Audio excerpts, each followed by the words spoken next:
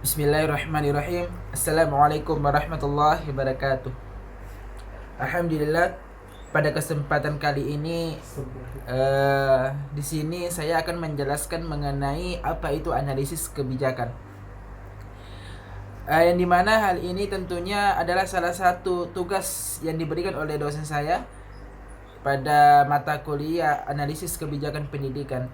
Tentunya sebelum saya menjelaskan, mungkin alangkah baiknya kita perkenalkan terlebih dahulu. Perkenalkan, nama saya Muhammad Syahrir dari Universitas Muhammadiyah Makassar, Fakultas Agama Islam dan Prodi Pendidikan Agama Islam.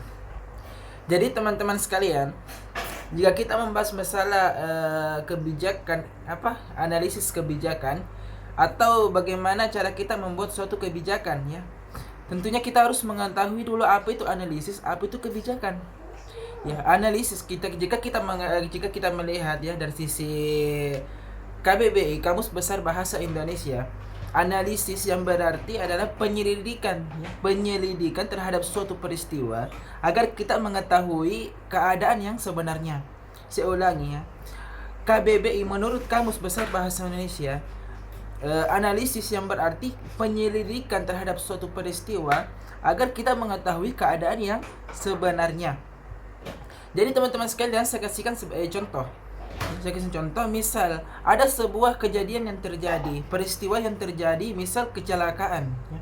Tanpa kita mengetahui sebab akibat mengapa terjadinya kecelakaan tersebut, tentunya kita menganalisa dulu, menganalisa mengapa kecelakaan itu bisa terjadi. Mungkin menganalisisnya itu melalui tanya jawab terhadap seseorang yang berada di dekat situ atau seorang saksi yang melihat kejadian itu. Inilah yang dikatakan menganalisis terhadap suatu peristiwa, ya, kecelakaan itu, sehingga kita mengetahui mengapa sebabnya ini kecelakaan bisa terjadi. Ini adalah analisis. Adapun analisis jika dilihat dari sisi bahasa, ya, analisis dari bahasa Yunani itu yang berarti, yang bahasa Yunani itu analusen, yang berarti anak atau lusen. Di sini terbagi menjadi dua. Anak yang berarti kembali dan lusen yang berarti menguraikan. Ya, jika digabungkan analusen yang berarti menguraikan kembali. Ya. Jadi ketika ada sebuah masalah teman-teman sekalian, ya, analisis ini jika dilihat dari sisi bahasa Yunani, maka kita harus menguraikan kembali. Ya, satu contoh lagi yang paling gampang yang saya berikan. Ketika kita menonton sebuah kisah, ya, ketika kita menonton sebuah kisah atau sebuah film, tentunya ketika film itu selesai, kisah itu selesai, ketika kita ingin mengetahui bagaimana jalur ceritanya kisah ini, film ini, kita tentunya menganalisis kembali dari awal, ya, kita mengingat kembali dari awal film itu sampai akhir film, sehingga kita bisa menentukan inilah jalur cerita film ini. Inilah analisis. Selanjutnya adalah kebijakan, ya. Sebelum kita membuat suatu kebijakan, kita harus mengetahui dulu itu apa itu kebijakan. Jadi kebijakan itu teman-teman sekalian adalah kumpulan sebuah konsep yang dilakukan, ya. Sekumpulan sebuah konsep yang dilakukan ini menjadi sebagai garis besar untuk kepada sebuah masalah. Jadi kumpulan konsep, ya. Kumpulan konsep bisa dikatakan juga adalah kumpulan pikiran, ya, sebelum kita mengeluarkan suatu kebijakan pemikiran, ya, terhadap suatu masalah. Ini kebijakan.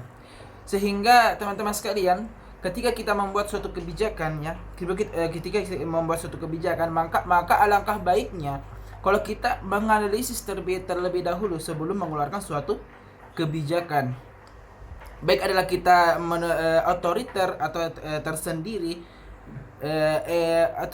tersendiri untuk mengeluarkan suatu kebijakan, atau mungkin alangkah baiknya juga adalah bermusyawarah terhadap teman-teman sekalian, atau juga adalah tabayun atau mendengarkan suatu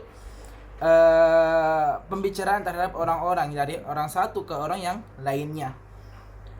Dan juga teman-teman sekalian, yang terakhir adalah kita harus mengetahui bagaimana kebijakan itu bisa dikatakan baik. Bagaimana kebijakan itu bisa dikatakan baik.